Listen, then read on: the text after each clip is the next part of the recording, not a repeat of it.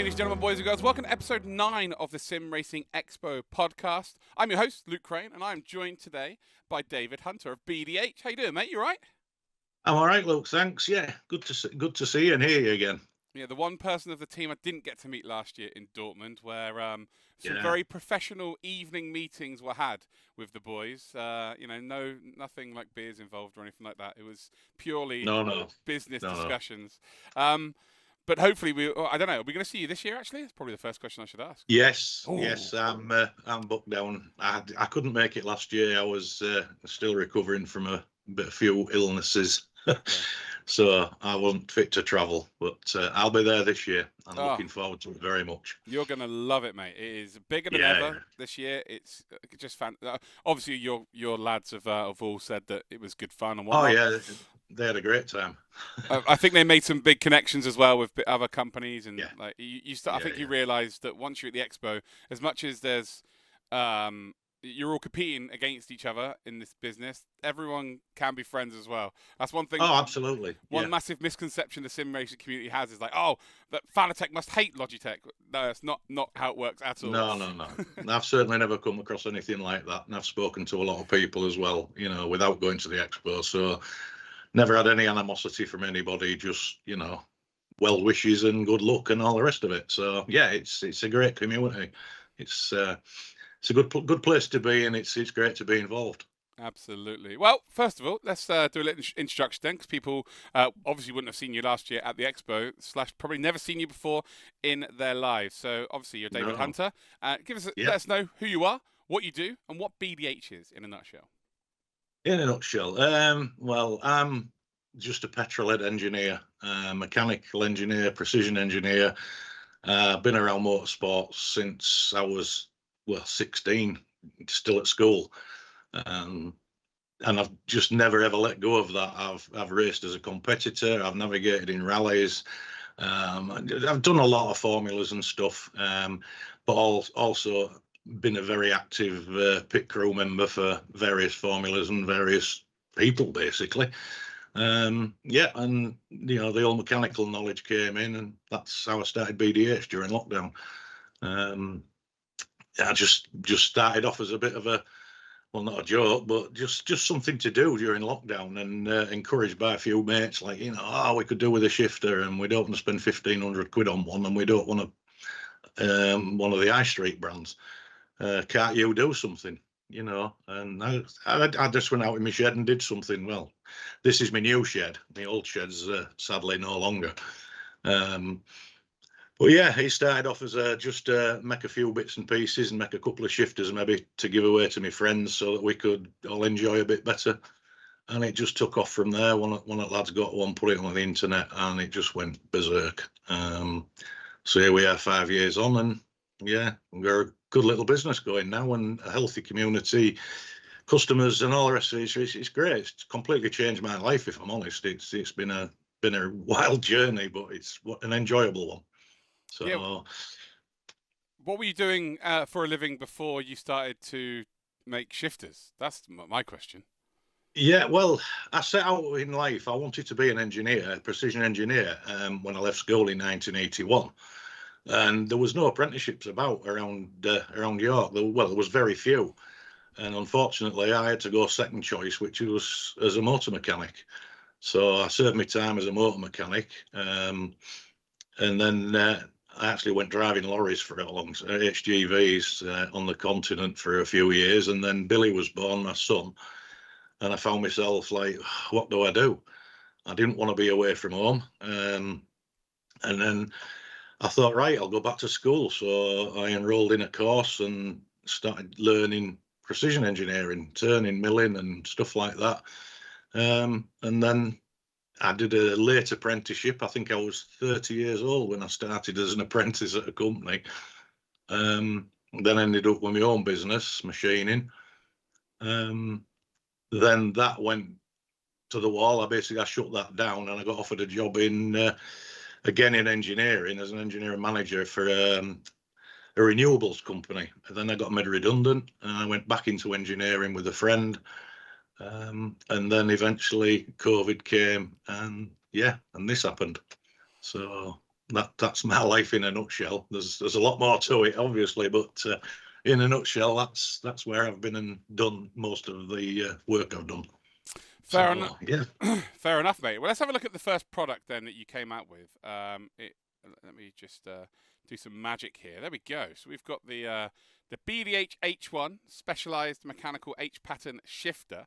I'm just going to put the images on screen, and this is your baby, right? This is, you know, they told you to make something, and you ended up making something that is, well, I guess industry leading now, which is very impressive.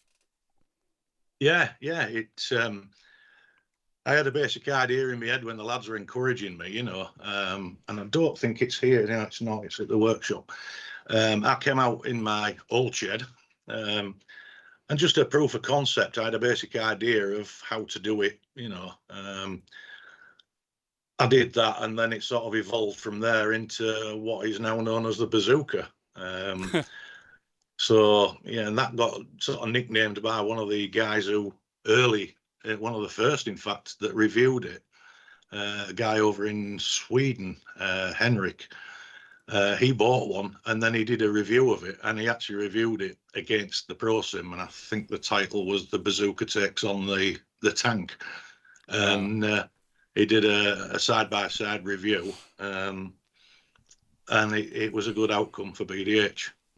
And then, yeah, it sort of evolved a bit. That was the first early ones were all not very different, but they all had their own thing, because I was machining everything on these machines you can see behind me and assembling it myself without any drawings. It was all from memory and fag packet sketches, and so they all had little nuances that were slightly different from the next, but with the thing to improve it every time. And then I got to a point where I had over 200 names on a waiting list within weeks, and I thought, how the hell am I going to cope with this? So I sat down and I drew it all up in a CAD package and started asking local machine shops and stuff, can you do this for me? Can you do that? How much is it going to cost? And realised that I was never going to make any money because the parts were too expensive to have them made outside. Then fell lucky with one company who said, yeah, we'll look at this. We're very keen. We're very interested. You know, we love our motorsport and stuff like that.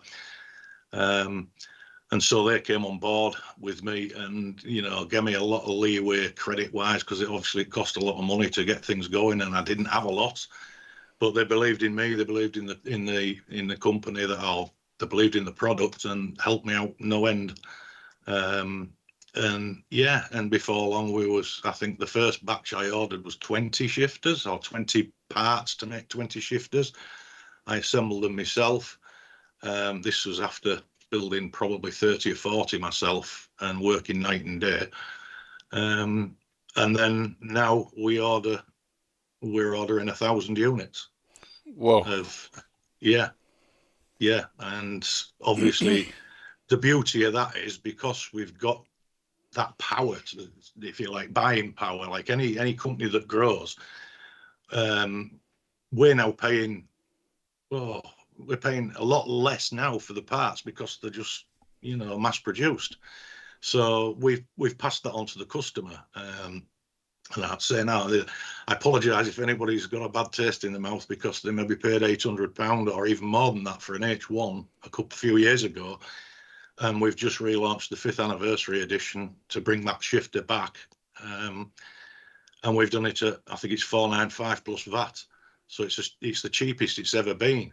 Yet our profit margin is still the same. We haven't got greedy. We're not greedy people. We just passed on all those savings to the community. But, you know, the guys who've spent the money in the past, we've not forgot about them. We've upgraded the electrics now to the Hall sensor boards, which we've now got on sale on our website for anybody who's sort of having trouble with micro switches, or think, oh God, this is going to cost me a fortune to mend. It isn't. So all those guys, we've thought backwards and thought, right, you know, we've got to give something back. So that's what we've done. And we've also a new development on that shifter, which we'll talk about later. Yeah, we're gonna have some maybe some sneak peeks a little bit later. So Try, well, possibly. yeah, what you can of course say. Yeah. Obviously we had a chat. There's something coming at the Expo actually where we're going to be talking about smaller companies breaking into what is a very saturated market in 2025. And again, Yeah. you need to Yeah. be either watching the stream or be at the Expo to see that. That'll be happening in October. But what have been the struggles for you? You know, I would imagine like even today you're finding out new stuff about sim racing and realizing how big it is like Oh, each and yeah. every day because you obviously were doing it for a few friends. You probably like no disrespect, you know, tell me if I'm wrong here, but you don't strike me as someone who had a sim rig before this all was a mess. You know, like you weren't running on iRacing 10 races a day or running online on Project No. Cars or something, right? So No. this No. whole world must have been so alien to you. It was. It was. I mean, I started sim racing probably, well, yeah, back in the day. I mean, the ZX Spectrum in 1982, which was my first computer, and it sort of grew from there. Commodore 64, Amiga, Atari ST, stuff like that, and always bought the racing titles. You know, I remember Lombard RAC Rally in about what 84, and it was a green landscape with a zigzag grey thing. You had a digital joystick that was either right or left and forward and back for braking and accelerating. But I spent hours on it. I was just enthralled. It was like, I'm racing on a computer. Then I sort of went away from gaming for a lot of years. Obviously, when I was driving trucks abroad and stuff like that, it was luxury to have a television, never mind a computer in the cab. And then I met a guy called Rene, who, believe it or not, he's not French. He's a Geordie. I met him through another hobby, which was RC drifting. I went into the RC drifting world for a bit because it was exciting, it was fun, it was new. And I met this guy called Rene, who was a massive sim racer. And he invited us all around to his house one night. Oh, let's say all of us, a few of us, and we went round, and he had 4 rigs that he built himself, wooden. It was almost like little kiosks. And you sat there and all raced against each other. And then he hired a server, and we'd go around. And from that, it sort of grew my interest in sim racing. So yeah, I'd started to build a rig and all the rest of it. And of course, COVID came along, and yeah, and that's when this all started. So I've been around sim racing a long time, but not in a massive way. Doing this shifter and starting the ball rolling with BDH as a company. Yeah, you're absolutely right, Luke. It was, wow, this is bigger than I thought. And one of my friends, Gary Evans, who said to me, look, we build these shifters, and he really encouraged me to do it. And he said to me, he said, there's a massive market out there now. Yeah. You know, at the end of the day, it's a gaming. It's one. And I never dreamt it would be as it is now. But the further I got into it, and the more I realised, oh, Jesus. And then you start to join online communities and Facebook pages and stuff, and you think, there is a lot of people in this game, an awful lot of people. And I mean, 5 years, and we've sold best part of 5,000 shifters now. So I'm currently building another, I forget how many, because Ben and Billy run the company more than I do. I stay in here and mess with bits of metal and make things. So, but they run the business now. So it's great. It's a good setup, but it is huge. It's more massive than I would have ever dreamed. And I probably still haven't touched on 10%. I would think there'd be 90% of sim racers out there have never heard of BDH. It's surprising how many people come. So, I've just found this. Oh, lots. I've just found about you, and that is just blows my mind. You know. So yeah, it's a good community as well. Like I say, made many friends all over the world, and some famous people now come. You know, getting in touch. Oh, could you do this for me? Could you do that? And so I do a fair bit of bespoke stuff as well in the background for people who. Well, let's say people who are well-heeled and they've got a replica car and a 15-meter screen or whatever. And I do a fair bit of bespoke stuff for them as well with our shifters, like making remote linkages. So somebody who's got let's say a rear engine car gearbox, and they want it to feel the same as their car that they're racing, historics or whatever. And I'll make up a remote linkage which connects to our shifter, and the shifter's mounted behind them. And then the gear sticks up here wherever it is in their car. Yeah, that's where it is, and I replicate the actual gear stick. So I've done a fair bit of that. It's just growing and growing all over. Yeah, get some really strange inquiries from, oh, can Billy and Dave please sign that shifter before it's sent to?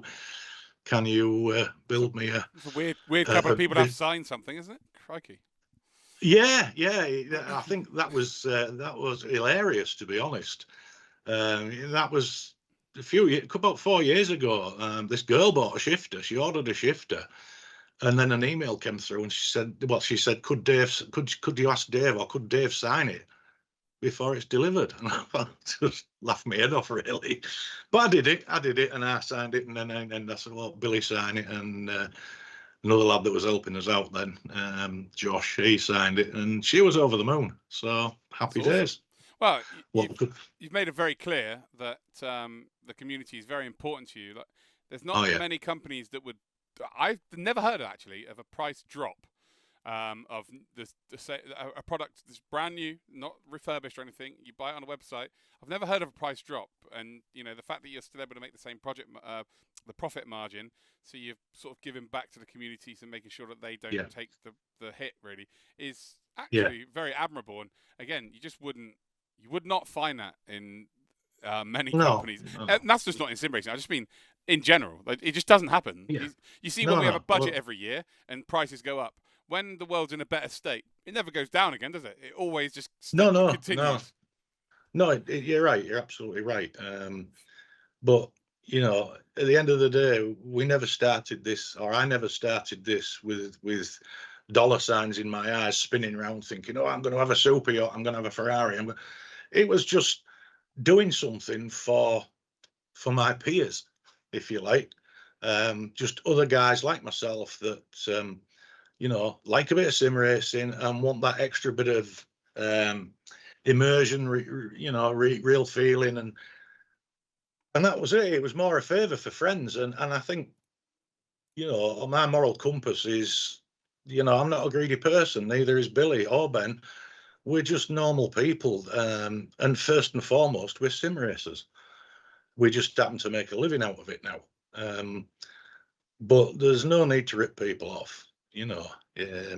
They're expensive enough to build as it is, without sticking whopping great profit margins on them. And it's I don't want that. And neither does Bill or Ben. We just I've just had a conversation not long ago with Ben, actually, shortly before this this meet with you, and we're talking about the H1 SQs, and because we've now brought the H1 back in a far better guise than it ever was, and with half the price almost, and he was saying, well, maybe we could do something with that. So obviously it largely depends on how we see the market going, how many, it's hard trying to work out how many are we going to sell, because the last thing we want, or anybody wants, is 1,000 shifters all gleaming and shiny in boxes on shelves that are not moving. So, and as we do that and we get further on, our designs are slightly improving here and there, and we cut back as much as we can without compromise, and that saves money. So we pass that on. We've got our margin that we know we have to make to survive. We've got 7 people. There's seven lads now, including myself and Billy and Ben, and then there's another 4 guys working full time for us. So we've got their wages and their life to think about, but the demand is that much, so it's great. But as I said, we just, I don't know, we're sim racers. Primarily we're sim racers, and we make a living doing it, and we enjoy that. It's a labour of love. So why rip people off? If you can make it and make a couple of £100 on it, that'll do. And that covers it for any breakdowns and shipping and stuff like that. And yeah, we don't make a right lot of money, but we make enough to survive, and that's all that matters. As long as we keep a roof over our heads, that's how we think. Exactly, mate. There's lots of Yeah. people in this industry that I speak to, whether it be drivers or people like me. I'm a commentator on motorsports, Yeah. and sometimes people moan like, "Oh God, this again." You think, "Oh, could be worse." I was an engineer for 15 years. I worked within the NHS, and I tell you now, I did not like it. I did not enjoy it at all. I had to learn so many different No. processes, but the people I work with were just hard work, to be honest. Um, Yeah. and I Yeah. could be back doing that Yeah. again now. So yeah, you have to, Mm. now I'm sat here having a nice chat in the afternoon about sim racing, and this is my job. So Yeah. Yeah. you do have to Exactly. take a step back and just go, actually, you know what, we're doing all right here. This is all right. Yeah. Yeah. Yeah. I mean, we are doing all right. Um, we're not a cash-rich company, but we've got various sort of contracts that we fulfill with resellers and distributors.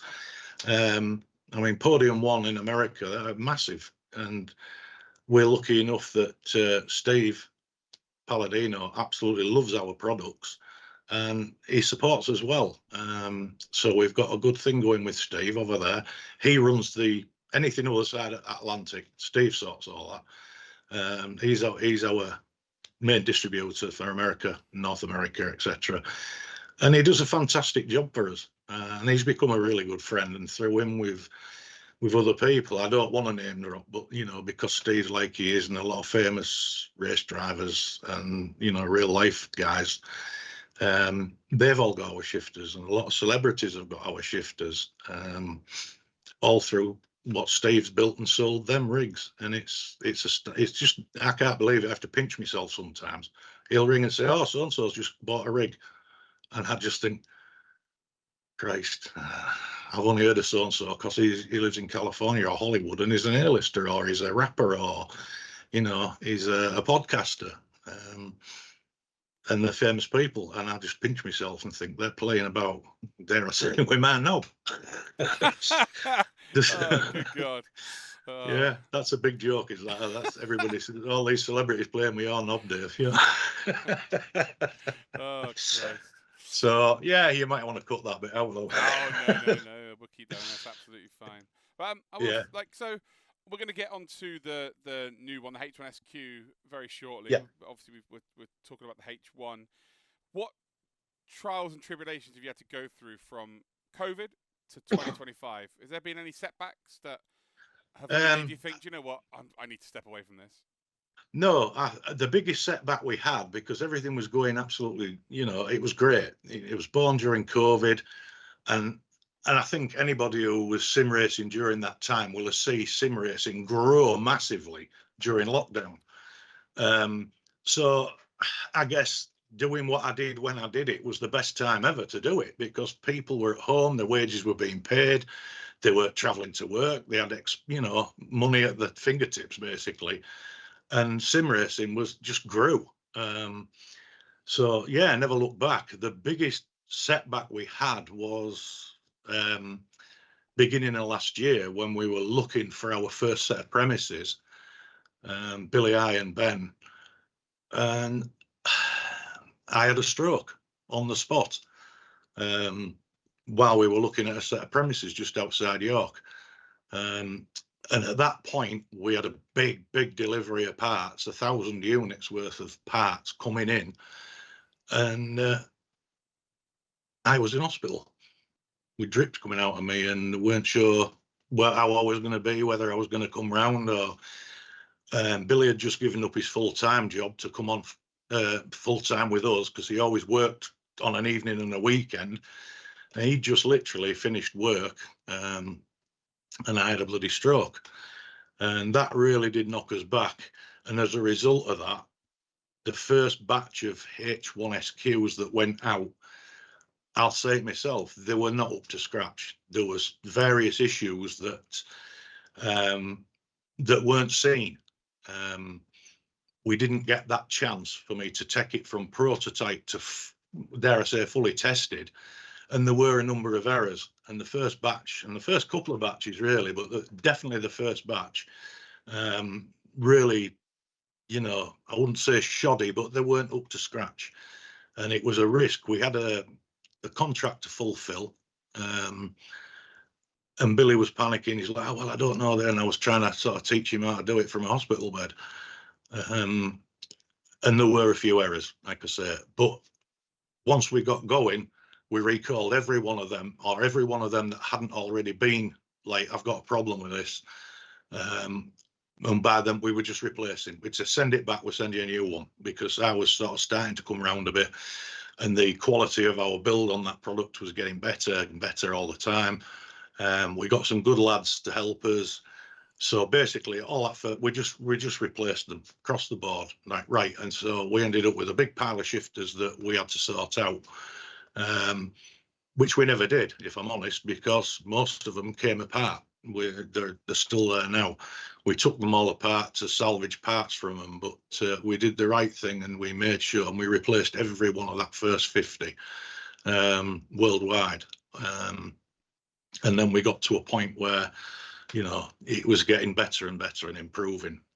So yeah, that was our biggest setback and biggest challenge, was the amount of faulty ones that we had. You know, and we're not going to hide behind anything and say it wasn't my fault or that, but you know, it happened, and that was it. It was the way it was. As I say, we had contracts to fulfill, orders to fulfill.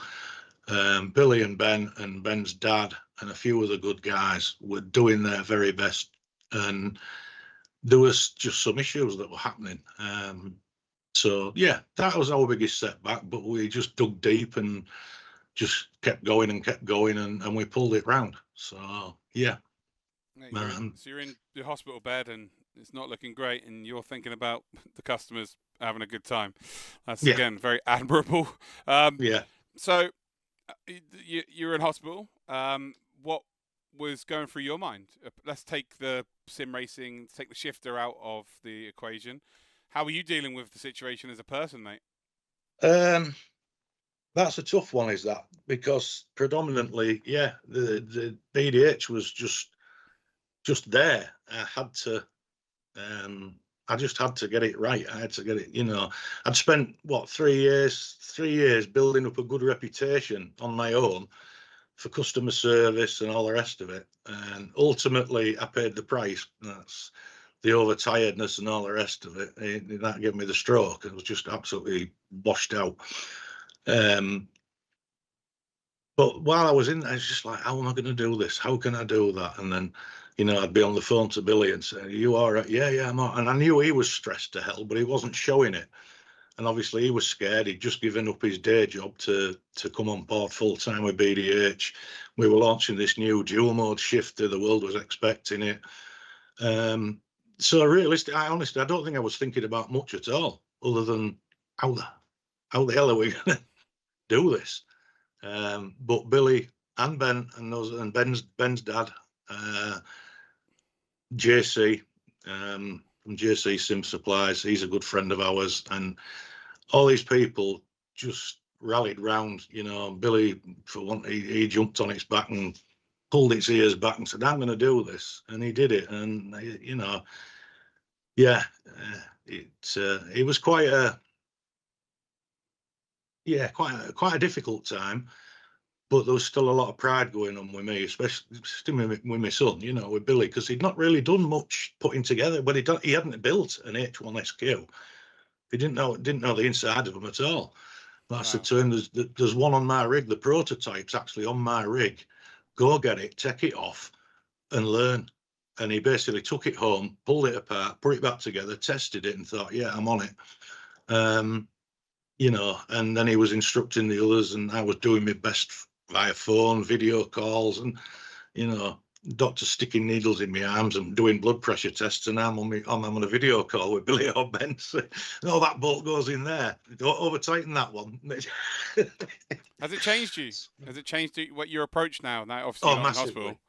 Massively. You know, when you've had I mean, the surgeon that performed the operation on me, I mean, I don't know, you might be able to see that. He cut me from there to there. Jesus Christ. Yeah.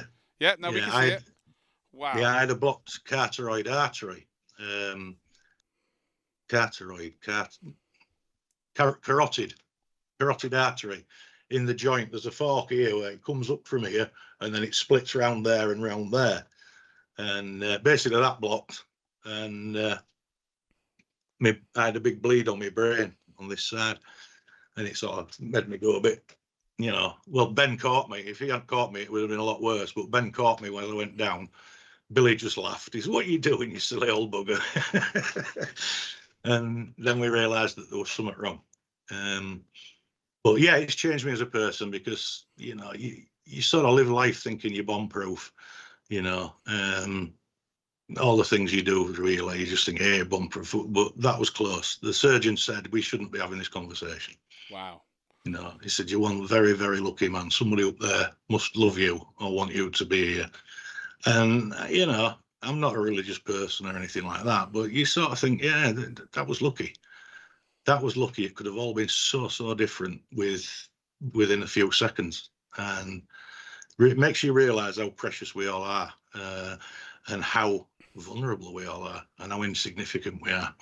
I'm a firm believer that when it's your time, it's your time. There's no surgeon in the world that's going to save you if your time's done. It's that is it. And I'll tell you what, your recovery's unbelievable. To be fair, like the fact that you're back working, you're on a podcast right now.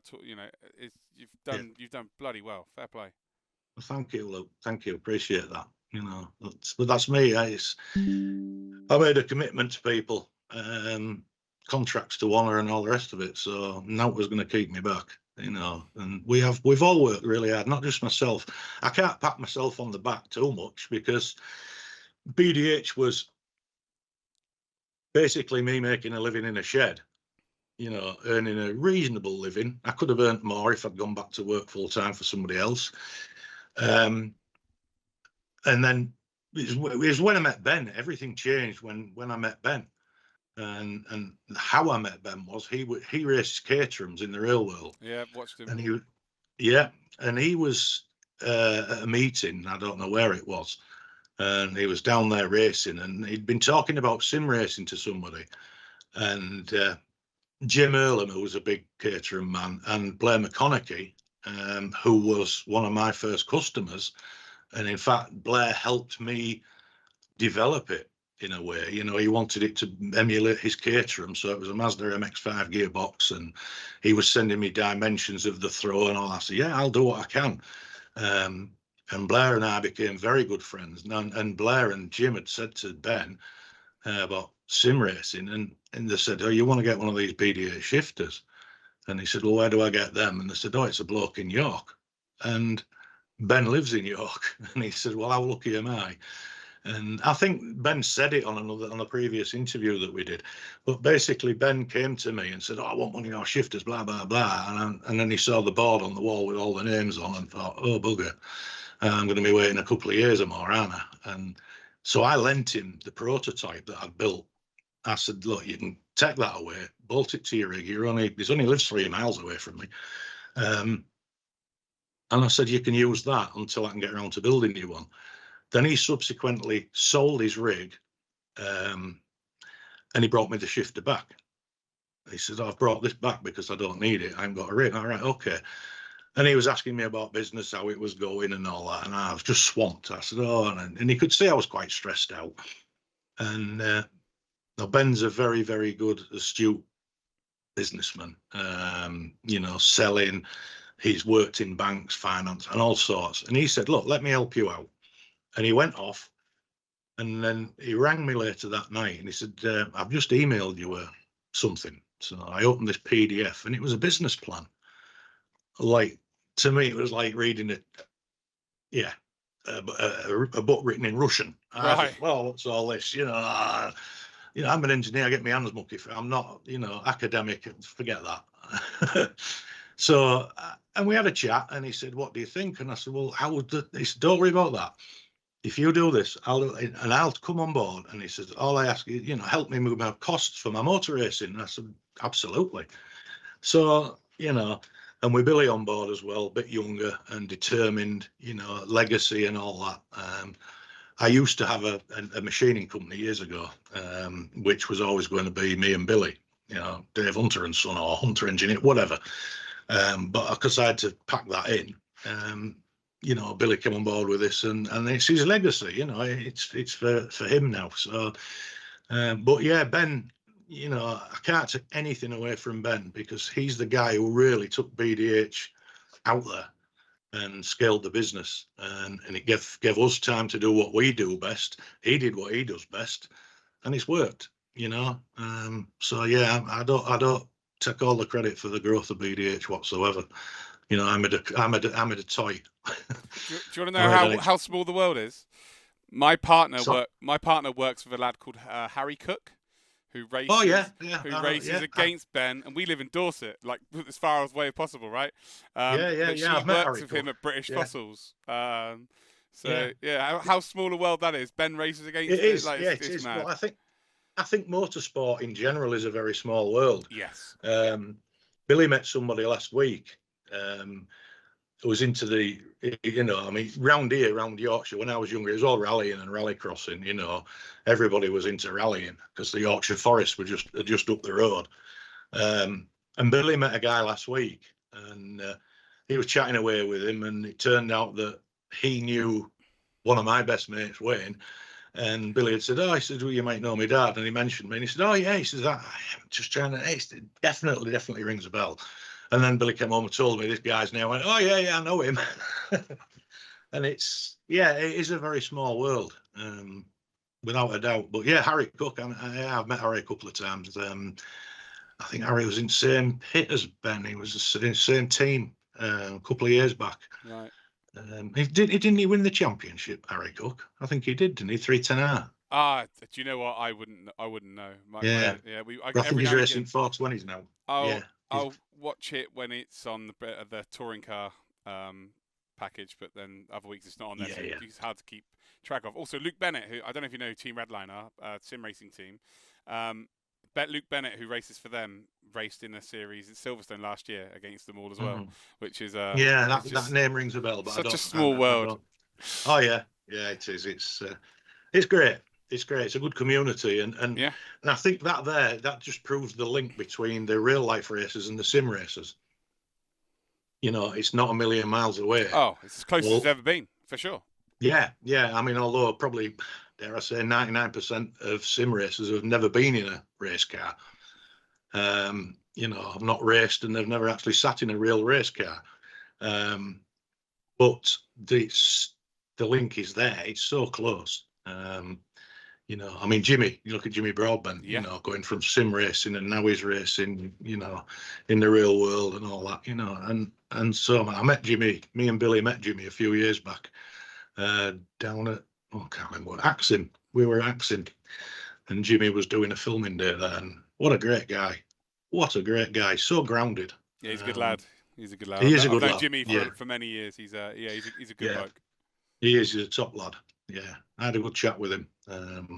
It was good. He races with Steve Brown as well, Super GT, who's just hitting 1 million subscribers actually on YouTube. And Steve is again just you wouldn't know that he had 1 million subscribers, right? He's just a good lad, really. I think they all appreciate what they've got. You get the odd one that's a bit of a pain in the ass, but of course you do. You get that in all walks of life. Yeah. You know, you can meet 20 chefs and they're all great, and then there's Gordon Ramsay. Nice name drop there. Yeah, no, I don't know Gordon, and quite frankly, I know I wouldn't get on with him. He doesn't treat people with respect enough for me. Fair enough, mate. Let's move on to the H1 SQ. Then I've got the picture up on the feed now. I will say one thing: the colorway, the black and the red, is stunning. I'm a sucker for black and red, so it's beautiful. But what are the differences? You know, what made you go in this direction, and what are you most excited about for people to see? Going in, you mean the development of the H1 SQ, or do you mean going into the black and red? Both. Why not? Both. Yeah. Okay. Well, I think basically going for a dual mode shifter. So we had the H1, and I think after Will Ford did a review on the H1. Very late in its life, we'd already started developing. By the time Will did the review on that, in fairness to him, we'd sent him it, and then bloody wire had got trapped, and so we had to source a wire. He was very busy, and by the time he did it, we were already prepared to launch the H1 SQ. Which was already planned, because listening to feedback, we read and we look at comments all the time, and we try to develop things that people want. We don't just say, look, we know best, there, have that. You know, we will listen to feedback, you know, and everybody said it'd be so great if it had a sequential mode.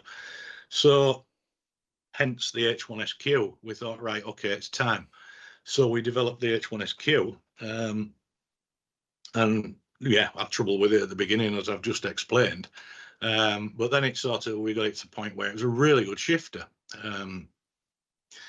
And Steve, again, our distributor at Podium 1, you know, we were talking to him. Ben and I travelled with JC. We travelled over to Indianapolis for the PRI show last December.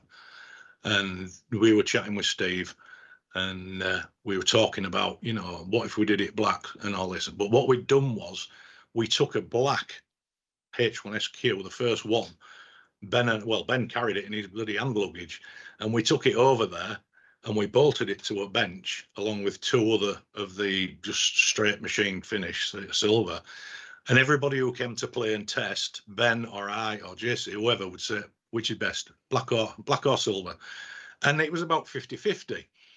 You know, it was at one point the black was like, whoa, up here, and then all of it, everybody liked the silver one. So whether it was the lighting or what, I don't know. But we came home thinking, well, yeah, it's 50-50. And we'd often talked about anodizing, but it adds a fair bit of cost to the thing. So, but we'd spoken to Steve about it as well. And Steve said, is there any way we could do a black with red accents? And then it's like Podium 1 colours. I wanted black and green for obvious reasons. But so I messaged Billy and I said, look, jump on the CAD and just see if you can do something that we can show Steve while we're here. Anyway, an hour later, ping, ping, ping. I said, hey, Steve, there's a black and red H1SQ with the accents. And he said, wow, I love it. I absolutely love it. So we got a few done and sent them over to Steve, and yeah, Steve did a promo on it himself. You know, he stood there, so look, you know, because of our relationship with BDH, we've managed to get this, and it's black and red, and yeah. So we've done a couple of other colours as well. I mean, we did a black and blue one with blue accents. We did that as a one-off for Ash Sutton at Pure Sims for his crew, who was one of our UK distributors. We did that for him, and we got a black and purple one. I think Andy's got that over in Finland at Cave. The guy with the Aston Martin sim. He's a very good friend of mine. Yeah, he's a good friend of mine. We met many years ago, but we can't remember where. But when we met up again 5 years ago, we realised, I know who you are. So yeah, and he's got a black one with purple. But we were just playing about with colours. We've got a black and green one, and Billy's pinched that. He won't let me have it. He's pinched that for his own rig. But predominantly, obviously, red was the. And there's a lot of black and red out there because the Acetec are black and red, and there's a few companies I can think of that everything is black and red. We're black and red, mate. The Sim Expo. Yeah, there you go. I'm looking at our graphics now that we're on, and it's black and red. I'm an Arsenal fan, so the red's perfect for me. Oh no! Oh god, here we go. Start an argument. Right, we have been going for nearly 45 minutes now, so I'm going to first of all ask you for your advice for new companies that are trying to break into sim racing, and then we are going to talk about your go-to either car and track, or car and rally stage, car and rally track, whatever. So first of all, some advice for people that are trying to break into this beautiful industry. If you believe in the product that you've got and you're prepared to put the work in, then go for it. And be prepared for a rough ride for a year or two. Very busy, very hectic. But as I say, if you believe in the product and read your feedback and believe in that, that's the answer. It might be that you've got the best product in the world, but if people don't agree with you, it won't go anywhere. Fortunately, I got a lot of good feedback, and that just spurred me on. So, you know, but yeah, go for it. It's an ever expanding industry. You know, the stuff that's coming out now, because more and more people from other sides of industry are coming in, the electronics engineers and wizards and computer the active gear and all that, like the SimiQ pedal, stuff like that. I mean, it's fantastic. It's a long way from it was 5 years ago. So yeah, go for it. If you've got the idea and you believe in it, don't worry, just go for it. That's, and believe in yourself. That's where I would definitely. That's the only advice I would give anybody wanting to set off in the sim world. So yeah. Excellent. And finally, so you've got 2 hours, right? And you've got your sim rig in front of you. What is your go-to for those 2 hours? Well, of late it's been iRacing GT3s. I've got to be honest. But Have you tried the Ferrari you know, Challenge? yes. Oh, mate, I've been Yes. doing that on Watkins Glen this week, and it's tough. And watching people scoot off in the first 2 laps because they're cold tires is hilarious. But Yeah. oh, mate, I've had a blast. Yeah, I do. I like the fixed Ferrari challenge. Yeah, it was probably one of my favourites back earlier on when It's a new But I car think, now. It's not the GT3 car anymore. It's the actual challenge car. oh, Yeah, that's what I mean. It's not like so. It's got I'll have to have a go then. it does like 40 kph more along the straight than a GT3 car. Oh But well, it's got less yeah, aero, so it just doesn't stop. It's yeah, ace. yeah, yeah. But yeah, that or I'm afraid it just dirt rally, Ford Escort Oh, Mark II, dirt rally, and that's my passion is rallying and rally crossing. I love rally I cross. commentated British Rallycross last year. Did you? Yeah. Oh I well. did the Dirt World Championships with Andrew Coley as well. I'm sure you know who Andrew Coley is, the commentator. Yeah, Yeah, he's yeah, one yeah. of my really good pals now. Yeah, Very Rallycross good. is like I've actually driven a supercar around Loyac back in the day, Oh like wow. a few years ago. So Rallycross I think it's the Yeah. purest form of motorsport because if it's a Oh, crap it's crap race, it's quick. It's over quick. yeah. Yeah, it's rallying, as I say, it's great. But rally crossing, because you're not against the clock, you're against other people. So Yeah. it's always good to have a bit of competition, and it's not the cleanest form of motorsport, but they're still respecting each other. That's why I like it. Yeah, likewise. I mean, it's I think my dream, if I had my life over again, I had chance to buy a Metro 6R4 many years ago for 15 grand, and I didn't buy it because I didn't have the money. But knowing what I know now, I should have gone and robbed a bank or something and bought it. But yeah, and just the thought of being in a 6R4, Nice. 500-600 horsepower, Yeah. gutted out up against other Group B cars. I mean, that's my ultimate Group B. Golden Whether era. it be rallying or rallycross. Yeah, they're just the best cars ever. Perfect. Real cars. Yeah, for sure, mate. I am exactly the Renault 5 is maybe my favourite car of all time. One of my favourite cars. It's that or the Renault Laguna from British touring cars back in the day. But that's me. Right. Finally, David, where can people find you? On social media or on YouTube? Where can people find you? We will put the links below, by the way. But it's nice for you to read about. Yeah. Well, we're very active on Facebook, Instagram. I'm not sure if we do TikTok anymore. I don't use TikTok, so I don't know. But yeah, YouTube. We've got a channel on YouTube. We've got our own website, obviously, which is updated every day, or most days. There's something new on there, or something's been released, or whatever. So yeah, we're not difficult to find. We don't hide. We are there. We don't do Twitter. Just trying to think where else we are.